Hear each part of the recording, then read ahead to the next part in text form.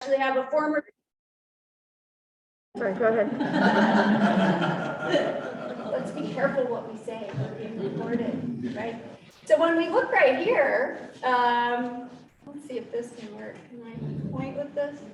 Maybe not. On the left there, we can see the US population, right? It's 332 million. You see it's ticking. You see it's ticking. I don't know if you can see down here, the font's rather small, but we have one birth in the United States every 9 seconds. One baby, brand new baby every 9 seconds. We have one death every 11 seconds, right? We have one international net migrant every 130 seconds. So by net migrant, I mean we gain that many. Some people move away, but we gain more, right? So we have a net gain of one person in the United States every 40 seconds. Does that seem surprising? Yeah, it's really churning. It's churning a little bit slower than it has in past years, right? In past years, it's been going a lot quicker. We can look on the right and we can see we are at a world population of 7. Can you bring the slides up? Not yet, Hope. I'm just not there yet, but I will. We've got 7.8 in world population, right? And so then we see we've got China first. China is first with 1.4 billion people in China. We've got India right behind them at 1.38, right? They're going to pass up they're going to pass China up in a short amount of time. Right behind them, go team, it's USA. We're number 3. We're not going to stay in that spot for long, right? And I'm going to show you why that is. So how about we go to PowerPoint? And I'm winging this because normally I have PowerPoint and you can hide your notes on PowerPoint. So sometimes I glance at them and I use it. So I'm winging it today because I can't see it. So I might have to ask Danielle to take over if I get stuck on something. Can you still hear me? Yeah. So here we're at the beginning of time, all the way to the left. All the way to the left, a million years ago, we're slow population, right? We can see this line goes across here it took a long time. It took us from the dawn of mankind to 1800 to hit 1 billion people, right? It took us that long. Mortality rates were very high, right?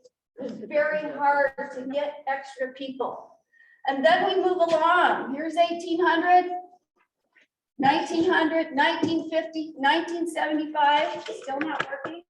It's all pranking me with this. Is that what it is? Okay, you're all in a big prank on me today. It's early. I did put my grown-up girl clothes on this morning on a Saturday. What we see is we have experienced a rapid growth. That gray column there, that is the shooting increase in population over a relatively short time. Okay. In recent decades, we have gained 1 billion people in short spans, say 12 to 15 years, we're gaining 1 billion people. So can we sustain this? Have you advance it? Clicking. Am I on? Is this out of batteries too? No? Okay. All right. So here we are. What's going to happen? Right? So what we see on this is on the left is 1950, okay? On the left is 1950, all the way to 21, we're including projections. The green right there are countries in Asia. The pink are countries in Africa, the population. We can see the purple is Europe, orange is South America, green is North America. So when we look at 1950, the population was around 2 billion. About 20% of the population was in Europe. With current projections that demographers have made, the European population will compose about 6% of the world population in 2100, right? So what this is showing us is that population is still exploding in areas of Asian countries and particularly in Africa, in sub-Saharan Africa. And so when we look all the way at 2100, and so under what demographers call the medium projections, we think we'll be about approaching 11 billion people by 2100. Okay, so that's a lot of people. About 80% of the world's population will be living in Africa and Asia, and almost all of the growth between now and 2100 is going to occur in what we would think of or call less developed countries, right? Their economies are not as developed as ours. Why not? I'll help you. Okay. All right. Well, we've heard of this before, right? You've heard of Thomas Malthus, perhaps? No? I'll tell you about him. 1798, he wrote something, he wrote an essay on the principles of population. At the time, there were key scholars that said, yes, population is growing. Now remember, it's just starting to grow, right? We're starting to see the Industrial Revolution and factories, and people are starting to move to cities, and there's crowding and cooties, right? There's things happening. And people are saying, well, what's going on with all these people are poor living in these cities? And there were big thinkers back then in places like England and France that said, hey, this is because we have unequal social institutions. We don't offer rights to women. We don't offer free access to education. We need to make this better. That's why we have this problem. Thomas Malthus said, no, this is because poor people, right, where we have excess population, that's what makes people poor, right? He said people need to practice restraint. And the key thing he said was that the power of the population is greater than the power of the earth, right? And so that means we have a capacity as people to have children and populate the earth, but the power of the earth to produce food for us can't keep up. Right? So that's the beginning of this idea. In 1798, these discussions were occurring that long ago. Let's go ahead to the next slide. Whoop, went too far. One more. By 1960, the world had reached 3 billion, right? Time magazine cover. And I'm trying to remember it, it increased, I think, just in 23 years, we had added 1 billion on. So people were seeing this in their lifetime. You could go ahead and go one more. In 1968, a Stanford ecologist wrote a book called The Population Bomb. I don't know if anybody remembers this. Came out in 1968 and it created a sensation. Yeah, you remember it? Yeah. People were worried about it. People were starting zero population growth movements all around the United States. Stop having so many kids. We're worried about the planet. He actually started Earth Day. I mean, it was a thing. Remember this movie, sci-fi fans? This came out in 1973. What's Soylent Green? Oh, yeah. Yeah. The Washington Post just had this, right? Because this is the cover. It's the year 2022. People are still saying they'll do anything to get what they need, and they need Soylent Green. What is Soylent Green? People, remember? Charlton Heston? Gosh, fantastic, right? We're not there. We're at 2022, but we're not eating Soylent Green yet, thankfully. Much of this was alleviated because we scienced our way out of it. Okay, we scienced our way out of it. There's a very famous agrarian economist, Norman Borlaug, right? He really figured out, you know about him, right? Figured out how to produce more food, right? Malthus's error in his thinking was that any given acre of land, we can only get that much. It can only support that much, so you can advance the slide. But in reality, right, this is 1960, say we set at 100, this is productivity. It's going twofold, right? Rice, wheat in the world. I mean, we've just shot up the way that folks use science to develop more food. There's a lot of problems associated with it, but this was a huge advance. But why did we explode in the first place? Why did we, huh? Sex. Yes, well, I know, David, that you like to bring that topic up. I'm sure all your friends can attest to it, right? Let's go forward. But this is a busy graph, and I use it because it's there as a placeholder to remind me how to talk about this story. But it helps, and yes, it's sex, but it's more about stopping death, right?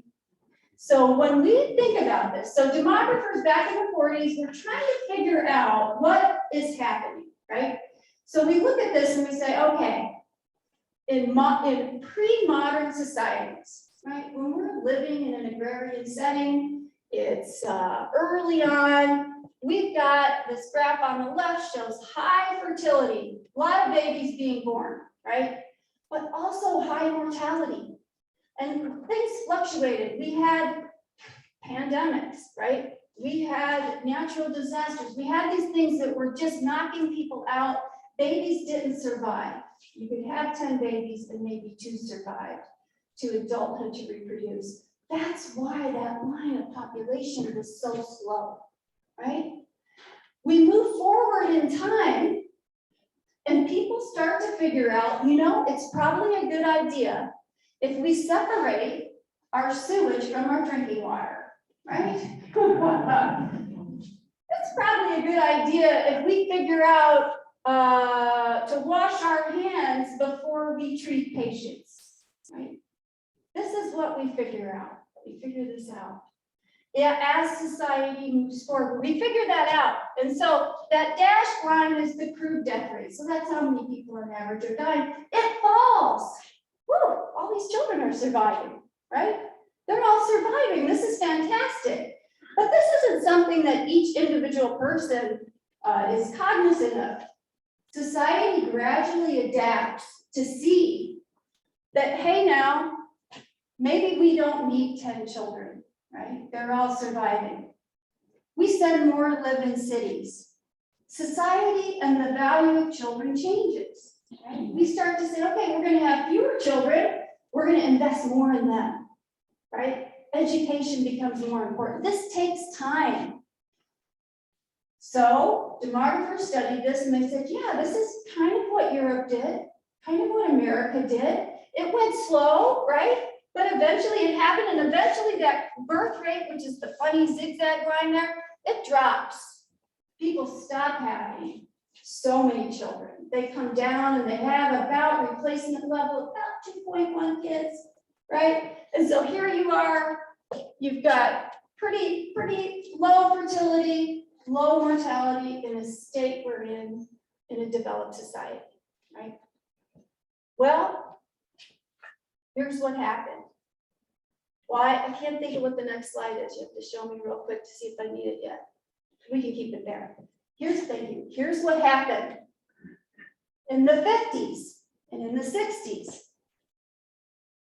We developed things like immunizations, and we took those immunizations to developing countries to help them deal with, you know, we learned rehydration therapies for children, right? Little children in developing countries were dying of diarrhea, right? And so we Scientists came up with ways to keep these babies alive, which is a truly good thing. Yeah. But this was done very quickly and done externally. And so we brought this science and medicine and technology to societies, right, that still valued and placed a lot of value on having a lot of children. Your wealth is seen in how many children that you have, right? And so it's taken time for many societies to decide that what we need are fewer children, right? India has done an amazing job with dropping their fertility very quickly. They're modernizing, right? But when we look at this figure, this goes from 1950 to 2020. This is a measure of fertility. Remember, we've got those three forces, right? We've got fertility, mortality, and migration that shape a population. So here we are, 1950, the red line across the bottom, we have, on average, women are having about 3 children, right? Per average, about 3 children. We have a baby boom right here, 1946 to 64, you've heard of that. People caught up on their delayed fertility, they had a little bit more, right? People were getting married very young, right? Getting married at 17, 18, 19 years old. Then we've come down to just below 2. That's the red line. The middle line is the world. The world fertility rate is declining. That country at the top, that's Nigeria. That's the most populous nation in Africa is Nigeria, right? Nigeria has over, right, their total fertility rate, or how many children women are having at, on average, 6. 6. It stayed high. It's projected to start to, look at how high it is. It's still over 5. And this is a thing. This is why we saw on that initial figure why all that population is booming in places like Africa. They're going to experience the steepest growth in population. You go another slide. Yeah, so this is just a map showing the deeper red colors are more children. Okay, so we look here and we can see Niger is the very dark red one. They're having approaching 8 children. So we can see the light yellow and the darker yellow. It's harder to see, but we have places around the world where the fertility rate is dropping to below 1. People are not having children. Italy, Spain, Germany, right? Fertility is dropping. Japan, our fertility has dropped from just above 2 to about 1.7 now in the United States. We're dropping our fertility. So we have 2 things going on here. Some countries, right, very few babies being born, and other countries, lots of babies, right? Next slide, please. So what this shows us is median age. What goes along with having a lot of babies is a youthful population. So if we consider what median age is, it's as if we put the baby over here and the oldest person over here, and we took the exact middle of people, right? Half the population is below the median age and half the population is above. We can see in the United States, it's, it's 38, 37, half our population is below 37 or 38 and half is above. In other countries like Japan, it's in the 40s, yeah. Spain, a lot of European countries are aging. Places through sub-Saharan Africa, the median age is 15. Can you imagine a population where half the population is 15 years or younger? What that looks like? I know, I see the look on your face, 15-year-olds. I remember my sons. My husband wanted them to get their own house.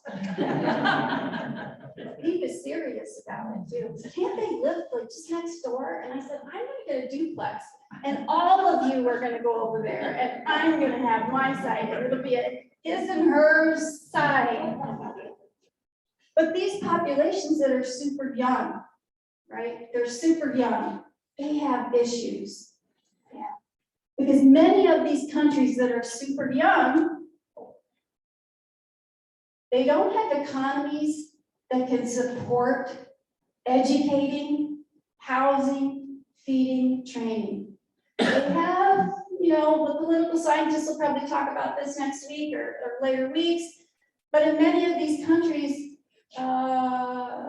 there's a lot of corruption, right? Their economy consists of going in, taking a lot of natural resources out, and not investing that money back into the economy. They're not investing it back in their country. And with that, you end up with problems. You end up with violence, right? You end up with young people with no way to achieve in their society what is meaningful. They can't form a family the way they want to. They can't get an education. Okay. So where are the populations declining? I kind of answered that. Europe, Japan, South Korea. Let's have the next one and see what's next. This is new to me too, because I made this and now I can't quite remember what was in it, and I just made it. Population growth rate. So what this means, when you have a rapidly growing youth base in the context of global declines in mortality, right? You have rapidly growing populations. So, could you open it for me? Thanks a whole bunch. Do it two-handed. Sorry about that. Can you still hear me? Can you hear me now? Can you hear me now? So we've got population growth rate. There's a simple rule of thumb. Okay, simple rule of thumb. It's called the doubling time. And so you take 69 and you divide it by the growth rate, and that tells you how quickly a population will double, right? So there's countries in sub-Saharan Africa that have a growth rate of 3% easily. Right? On here, the darker blue means that you're growing faster. So there's countries that will double in population, you know, a 3% growth rate. 69 divided by 3, they're going to double in 23 years. Right? Just a country themselves will double. That's how quickly it's happening. Right? Now we can see, you can see up that yellowy color, they're declining. Right? Eastern Europe, Poland. A lot of these countries are losing population. They're losing population because many people are leaving. Their economies aren't great. They're exporting their educated people. They're going over to Europe, to England and Germany and France and Spain to work, right? So their young people are leaving. So who's going to be the oldest? Japan. So what we have here on the left ball shows the median age of their country in 2010. And on the right, it shows the estimated median age in 2050, right? And so what we see is Japan is aging by 2050. Japan, South Korea, Germany, all over 50 is their median age. China, really happening quickly. Brazil, Mexico going from 26 to 42, and here we are, 37 to 41. Is there anything surprising about this figure to you that seems unexpected? People should be living longer. They are. You trump my next slide. Show the next slide. See what it says. What's your name? Bob. Bob has it. Bob figured it out quick. The upside is better life expectancy now, much higher life expectancy, right? That is the upside. So this is the life expectancy in 29. These are averages, and calculating life expectancy, I'm happy to talk about it. It's a very elegant way to calculate it. The concept itself, but it's just this average measure, right? And of course, it varies by subgroup, it varies by where you live, but you can see the darker indigo blue colors mean higher life expectancy, 70s, 80s, up. These yellowy colors, those are life expectancy in the low to mid 50s, right? So we have a lot of differences in that. The big thing that influences life expectancy is not only fertility, but what really influences is rates of infant mortality. So we have dropped infant mortality in the world a lot in the last 70 years. You know, it has just gone way down because we're getting better about, you know, it's still happening in sub-Saharan Africa, it's happening here, but nowhere near like the rates that it used to be. And so if you have these babies that can survive, right, that influences that life expectancy calculation and it pushes it out, right? And people are living longer, we're healthier, right? We're using technology. Let's see the next one. Right? This guy can't stand it, right? This is influencing life expectancy, right? It's influencing our calculations of life expectancy. Globally, the estimates are about 5 million in the United deaths due to coronavirus. In the United States, the estimates are about 860,000. Prior to the coronavirus, our leading causes of death in the United States were heart disease, cancer.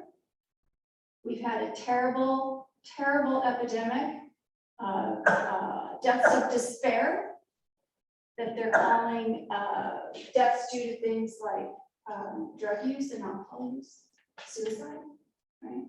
Now, coronavirus has jumped in.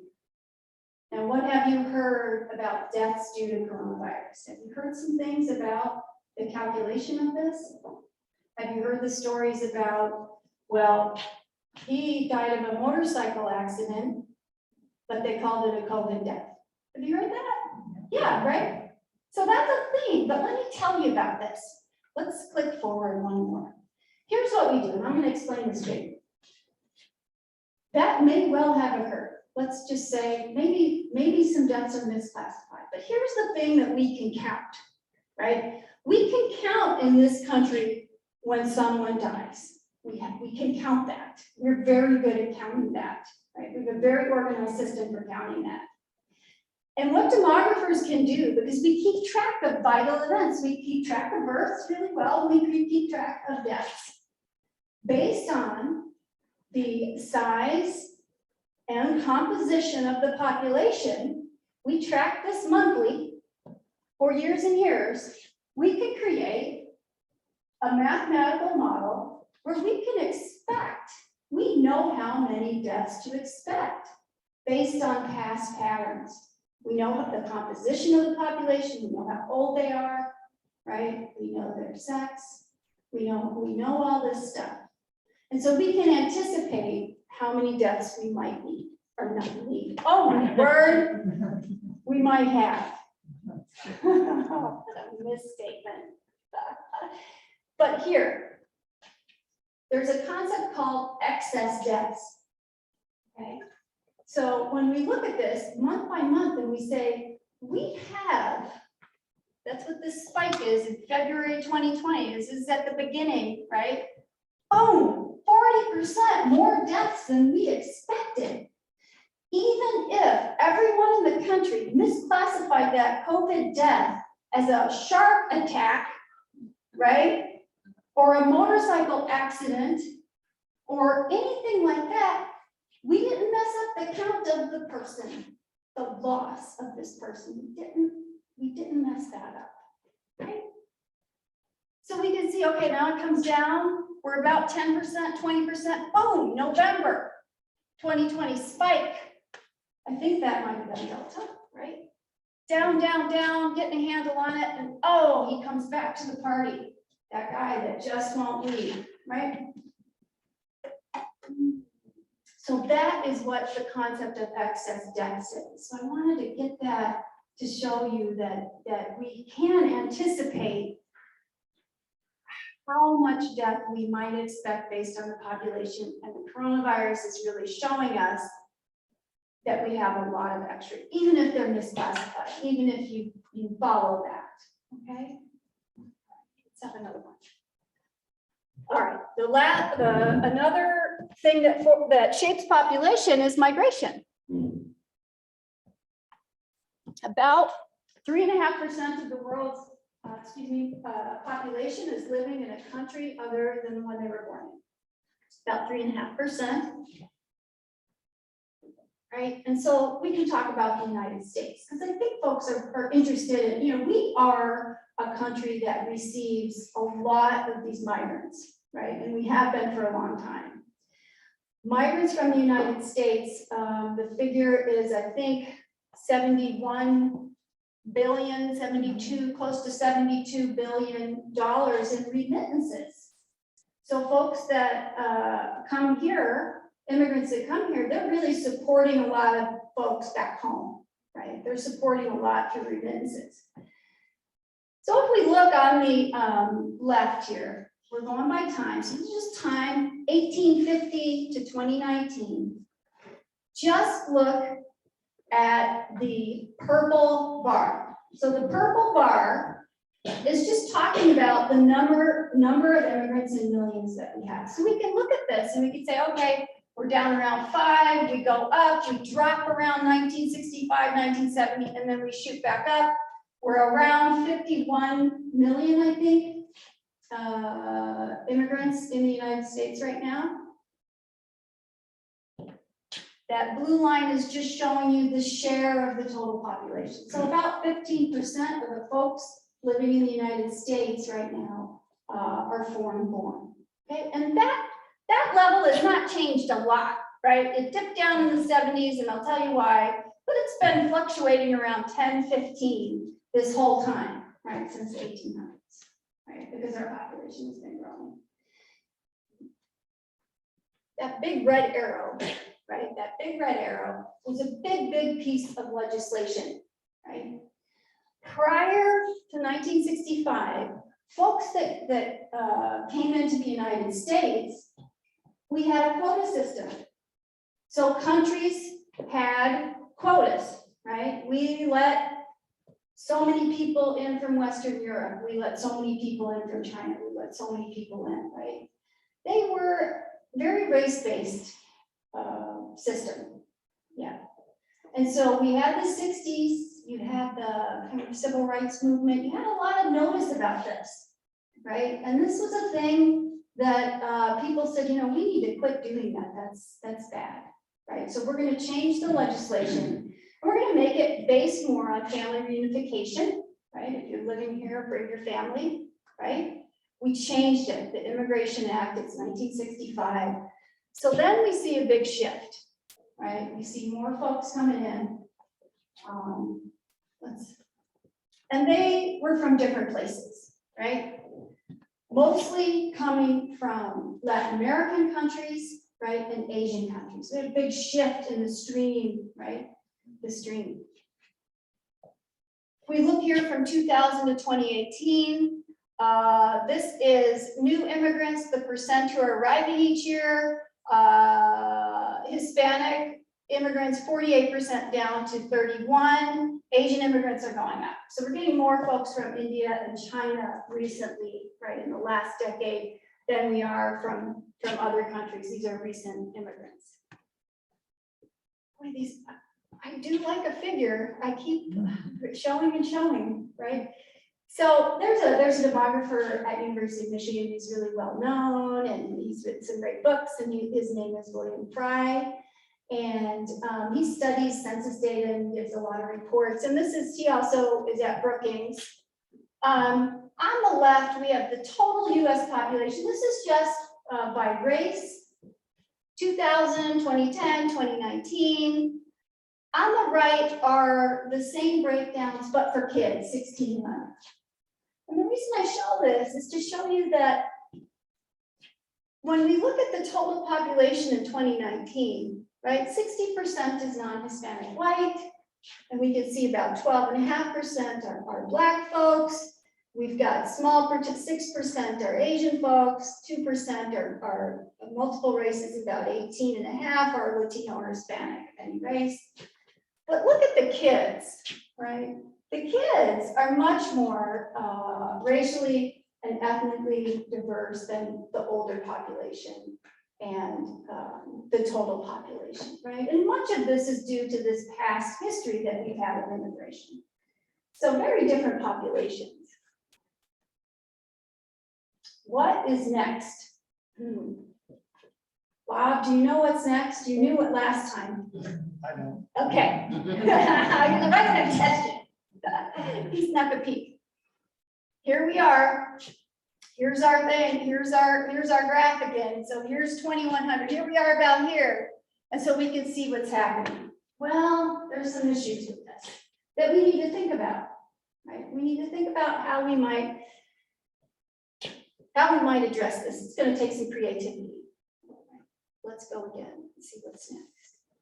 This is Lagos in Nigeria, taken a little while ago. Massive population growth. Anybody know what the main export of Nigeria is? Oil. Oil. Very good. Oil, right? Tons of money in Nigeria. Tons of money. Not as much is making it towards different places in Nigeria to support the infrastructure to support this many people. Let's go again. This is, I believe, in Gambia. One thing in many countries in sub-Saharan Africa is that as an industry, when we finish with our microwaves and computers and refrigerators, those are put onto a barge and shipped to a place like this. And then the way they use a very low-tech way to get the metals out of it, right? There's all those wires with metals that you can get money for. They put them on heaps and they burn them, right? It's a low-tech way to get this, releasing, lots of stuff into the environment. It's not good for the little kids that are there. It's not good for the soil, but this is a way of making money in a country, right? That people are desperate to try to make an industry, and this is an industry that we have going on in many areas. This is the Boko Haram. Maybe you've heard of them. Really establishing a presence throughout sub-Saharan Africa. Much of this is stemming from the fact that you have this youthful population, right? But without a mechanism to achieve what they would want in society, right? And so many scholars link what they call a youth bulge, right? You have this big group of young people without a way to achieve what they want. They can't get an education or job. So you have a lot of this tied to some terrorist activity. Let's see what's next. This is in Bangladesh. This is in Dhaka, right? We've got so many issues with that booming population is megacities, right? And I think in your text they mentioned megacities. They're over 10 million and they're really growing. Dhaka is one of them. So we've got the bulk of megacities are occurring in less developed countries. The problem with the megacities, all these people, they're migrating to urban centers to try to find work, right? Remember, fertility is high, right? Mortality is a little low. So people are surviving long enough to reproduce. Going in and they have, megacities have a lot of problems and they're hard on the folks living there and they're hard on the environment, right? So it's going to take a lot of creativity to help alleviate this situation. India is making huge gains. India is shifting so quickly. So many exciting things are happening in the cities of India. But one problem that they have now is that there is intense air pollution, intense pollution, right? Some of the most populated places on the planet are in India, right? This is a picture from the paper a few days ago. This is not morning fog, right? This is bad air. We could see another one, I think, for India. Yeah, so often this happens in China and India. Airports are closed because the particulate matter is too high. Schools are closed. People were masking up before the Rona epidemic, right? So they were wearing it just to breathe because the air pollution is so bad. Let's have this. This is Shanghai a few days ago, right? Can't see. Let's see what the next one is. Yeah. So we have that burgeoning problem, right? Huge population growth, pollution. But then you have other things. I don't know if you noticed this. This was in either the Times or somewhere a couple days ago. China, if you remember, China had that one-child policy. 1979. They said everybody stop, and I could go on about that topic, right? Really put a lot of restrictions in place about having babies, but they were able to stop their population growth really quickly that way, right? They still have population momentum because you still have all those people, even if they're only having one. But now they got rid of the one-child policy a while ago. Now they're thinking about instituting a 3-child policy, right? It's okay, have 3, right? But a lot of folks living in China, they're coming up and they're saying, I want to live a middle-class life. I want to have a nice car and a home, and I want clean air, and I would like to drive an SUV and have a steak, which is problems, right? A lot of folks want to have, an SUV and a steak, as many middle-class folks around the world want to do. And so the government is really having a hard time incentivizing folks to have babies. In some of those Eastern European countries, they're really trying to incentivize people to have a baby. In Denmark, do it for Denmark. There was some kind of funny commercial, right? Like, let's have these babies. Let's try to make it so we can get more babies born, right? Because the flip side of this youthful population is that we have an aging population. We have enough one here.